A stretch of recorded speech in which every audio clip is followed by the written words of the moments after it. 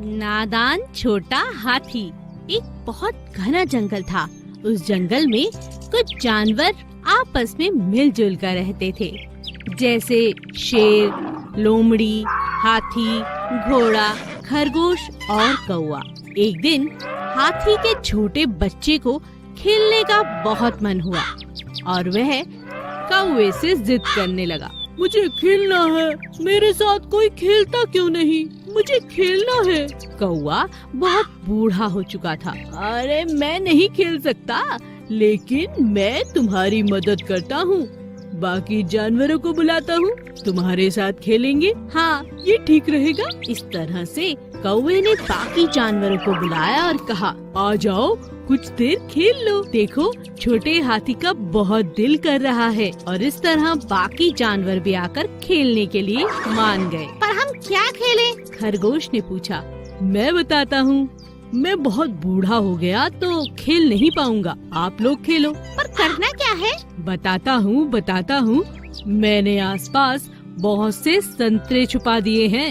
आप सबकी अलग अलग टोकरी है। अब इस टोकरी में आप उन संतरों को ढूंढ कर डालिए। जो जीतेगा उसे मैं इनाम दूंगा। वाह, मजा आ गया।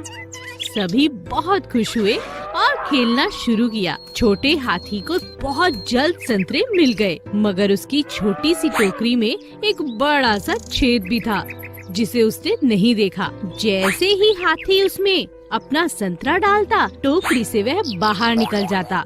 शेर, लोमड़ी और घोड़ा खरगोश को बिल्कुल भी संतरा नहीं मिल रहा था। जिसे भी वह संतरा, जो भी हाथी का गिरा हुआ संतरा पाता, अपनी टोकरी में डाल लेता। और इस तरह सारे संतरे मिलने के बावजूद भी छोटे हाथी की टोकरी खाली की खाली। अंत में वह यह देख बहुत जोर से रोने लगा। इतनी मेहनत की, कहाँ गए मेरे संतरे?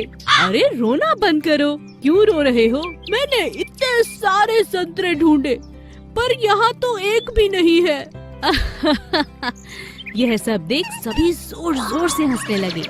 कौवे ने कहा, मैं ऊपर से बैठा सब देख रहा हूँ। तुमने जितने संतरे उठाए, तुम्हारी टूटी टोकरी के कारण वो बाहर निकल गए, और बाकी कुछ जानवरों ने तुम्हारे संतरे ले लिए। क्यों? हमें माफ करो। हमें माफ कर दो। इस तरह जानवरों ने माफी मांगी और बेचारे छोटे हाथी को उसके संतरे लौटा दिए और छोटा हाथी बना विजेता।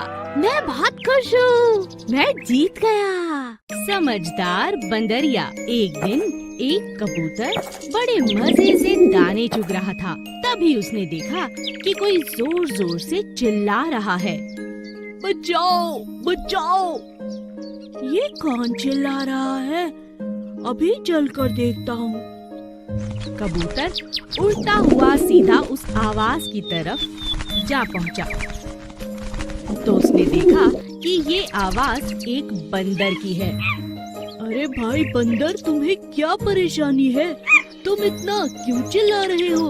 अरे तुमने देखा नहीं, मेरे पैरों को एक शिकारी ने रस्सी से बांध दिया है। मुझे जल्दी खोल दो, नहीं तो वो आ जाएगा और मुझे अपने साथ ले जाएगा। ठीक है, घबराओ मत, अभी खोलता हूँ। कबूतर ने रस्सी खोलने की बहुत कोशिश की, मगर रस्सी खुल ही नहीं रही थी। तभी मदारी आया और बोला, चलो कबूतर, तुम भी साथ चलो, तुम भी बड़े काम की चीज हो।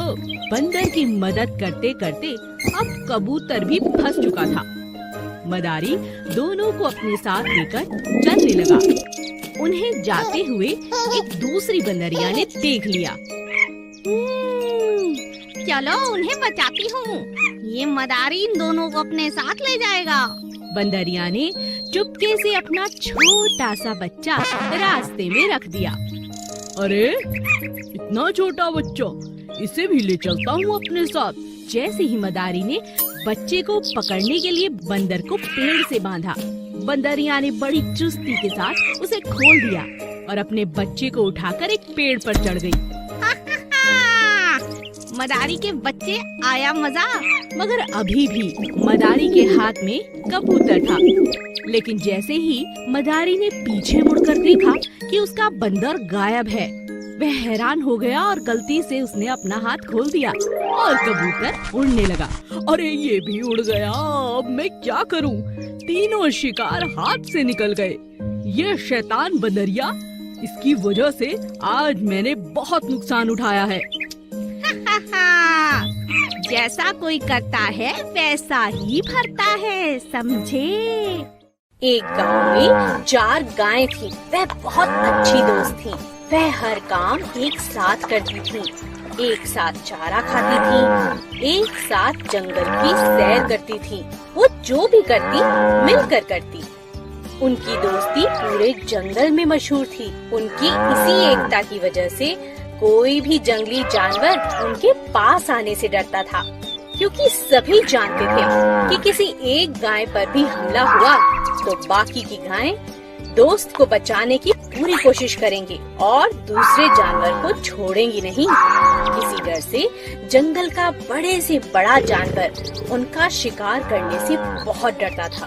बहुत समय से जंगल के राजा शेर की नजर उन पर थी। वह हमेशा से इन चारों दोस्तों को अपना भोजन बनाना चाहता था। यह गाय कितनी स्वादिष्ट होगी, मुझे किसी भी हाल में इन्हें खाना है। जैसे ही शेर ने उन पर हमला किया,